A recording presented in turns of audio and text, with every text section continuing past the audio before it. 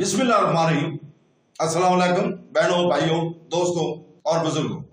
آج کی اسلامی تعلیمی ویڈیو میں ہم معروف سورۃ الجنات سے ماخوذ تفسیر سورہ انعام کی آیت نمبر 12 کو بیان کر رہے ہیں۔ براہ کرم اس ویڈیو کے آخر تک ہمارے ساتھ رہیں، کیونکہ ہم اسلامی تعلیمات کے تناظر میں اس کی اہمیت کو بیان کرتے ہوئے اس آیت کے پیچھے گہرے معافی اور تشریحات کو تلاش کرتے ہوئے اس آیت کے اندر موجود حکمت اور رہنمائی کے بارے میں گہرائی سے بیان کر رہے ہیں۔ اس آیت کی تلاوت ہم اردو اور انگریزی ترجمہ کے ساتھ آج صبح پاکستانی وقت کے مطابق صبح 6 بجے کر چکے ہیں۔ تو دوستو، قرآن پاک اس رب العالمین کا بے مثال کلام ہے جو واحد معبود، واحد خالق اور پوری کائنات کا حقیقی رب ہے۔ اللہ تعالیٰ نے یہ کلام حضور پاک صلی اللہ علیہ وسلم پر نازل فرمایا۔ بابرکت وحی کا آغاز رمضان کے مقدس مہینے میں ہوا۔ سیدنا جبرائیل علیہ السلام کو حضور صلی اللہ علیہ وسلم پر وحی نازل کرنے کی سعادت حاصل ہوئی۔ کچھ بابرکت آیات ان کو براہ راست عطا کی گئی، حالانکہ حالات و واقعات کے لحاظ سے سب سے وسیع زبان عربی زبان میں تقریباً 23 سال کے عرصے میں وحی الہی کا نزول ہوا۔ بلا شبہ وہ لوگ بڑے خوش نصیب ہیں جو قرآن پاک سے محبت کرتے ہیں اور تلاوت کے ساتھ اس پر عمل کرتے ہیں۔ حدیث مبارکہ میں جس گھر میں قرآن پاک کی تلاوت کی جاتی ہے وہ گھر والوں کے لیے کشادہ ہو جاتا ہے، اور اس کی خوبی بہت زیادہ ہے۔ فرشتے اس کی زیارت کرتے ہیں اور شیطان اس سے دور ہو جاتے ہیں۔ جس گھر میں قرآن نہیں پڑھا جاتا وہ گھر والوں کے لیے تنگ ہو جاتا ہے، اس کی بھلائی کم ہو جاتی ہے، فرشتے اس سے دور ہو جاتے ہیں اور شیطان قریب آ جاتے ہیں۔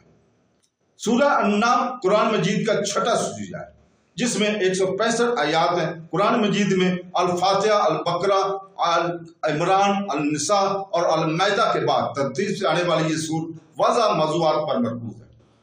اس سورہ کی رکوع کی تعداد 20 ہے اور آیت کی تعداد 165 ہے۔ سورہ انعام کے فوائد میں معافی اور خوش قسمتی شامل ہے۔ سورہ انعام کا نام اس کی 15 آیت سے لیا گیا ہے جو 136 سے شروع ہو کر 150 پر ختم ہوتی ہیں۔ ان آیات میں اللہ کی طرف سے پیغام کی اصل فکر قلعوں کے بارے میں تھی۔ انعام کے لفظی معنی عربی زبان میں جنگ کے ہیں۔ نزول کے وقت 70,000 کے قریب فرشتے اس صورت کے ساتھ اللہ کی تسبیح کرتے ہوئے آئے تھے۔ یہ سورہ انعام کے فوائد کا صرف آغاز ہے۔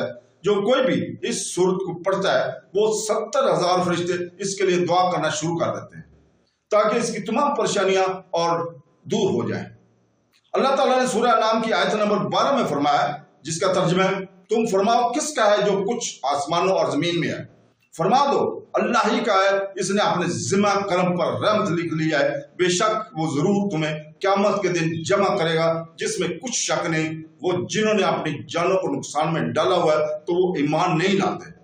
مزید فرمایا کہ اے حبیب صلی اللہ علیہ وسلم، آپ ان سے پوچھیں کہ جو کچھ آسمانوں اور زمین میں ہے اس کا مالک کون ہے؟ اولاً تو وہ خود ہی کہیں گے کہ یہ سب کچھ اللہ تعالیٰ کا ہے، کیونکہ وہ اس کے معتقد ہیں۔ اگر وہ یہ نہ کہیں تو تم خود یہ جواب دو کہ سب کا مالک اللہ تعالیٰ ہے، کیونکہ اس کے سوا اور کوئی جواب ہی ہو ہی نہیں سکتا، اور اس جواب کی مخالفت کر ہی نہیں سکتے، کیونکہ بت جن کو یہ مشرکین پوچھتے ہیں وہ بے جان ہے کسی چیز میں، جبکہ آسمان اور زمین کا وہی مالک ہو سکتا ہے جو حی القیوم، قادر، مطلق، ہر شے پر متصرف اور حکمران ہو۔ تمام چیزیں اس کے پیدا کرنے سے وجود میں آتی ہیں، ایسا سوائے اللہ تعالیٰ کے کوئی نہیں، اس لیے تمام آسمانی اور زمینی کائنات کا مالک اس کے سوا کوئی نہیں ہو سکتا۔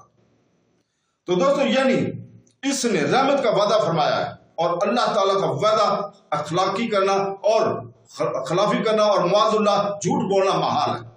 اس نے رحمت کا وعدہ فرما لیا، اور رحمت عام بے دینی ہو یا فت دینوی اپنی معرفت اور توحید علم کی طرف ہدایت فرماتے ہیں، اور اسی رحمت سے فرماتے داخل ہوئی۔ یوں ہی کفار کو مہلت دینا اور سزا دینے میں جلدی نہ فرمانا بھی رحمت میں داخل ہے، کیونکہ اس سے انہیں توبہ اور رجوع کا موقع ملتا ہے۔ اللہ تعالیٰ کی رحمت دیکھ کر گناہوں پر بے باک نہیں ہونا چاہیے۔ اس بات میں کوئی شک نہیں ہے کہ اللہ تعالیٰ سب سے زیادہ رحیم اور سب سے بڑھ کر کریم ہے۔ اس کی رحم و کرم کے خزانوں کو کوئی انتہا نہیں۔ وہ چاہے تو عمر بھر کے گناہ گار کو پل بھر میں بخش دے اور اس کی ساری خطائیں معاف کر دے، لیکن اس کی وسیع رحمت کو دیکھ کر ایسا نہیں ہونا چاہیے کہ بندہ گناہوں پر بے باک ہو کر چلتا رہے اور اس کی نافرمانی کی پرواہ نہ کرے۔ امام غزالی رحمۃ اللہ تعالیٰ فرماتے ہیں، جس کا خلاصہ ہے کہ گناہ گار مومن اس طرح دھوکے میں مبتلا ہے کہ وہ یہ کہتے ہیں کہ اللہ تعالیٰ اور مجھے اس کے عفو اور درگزر کی امید ہے، پھر اس بات پر بھروسہ کر کے اعمال سے غافل ہو جاتے ہیں۔ ان کا خیال ہے کہ اللہ تعالیٰ کی نعمت وسیع اور رحمت و کرم عام ہے، اس کی رحمت کے سمندر کے مقابلے میں بندوں کے گناہوں کی کیا حیثیت ہے۔ ہم توحید کے ماننے والے اور مومن اور ایمان کے وسیلے سے اس کی رحمت کے امیدوار ہیں۔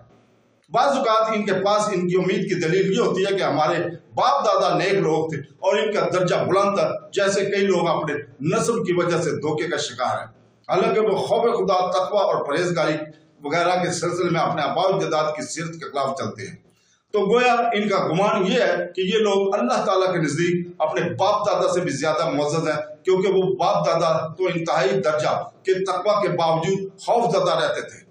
تو دوستو، اللہ تعالیٰ ہمیں قرآن مجید کو پڑھنے، تفسیر کو پڑھنے اور اس کے اوپر عمل کرنے کی توفیق عطا فرمائے۔ آمین ثم آمین۔ اللہ حافظ۔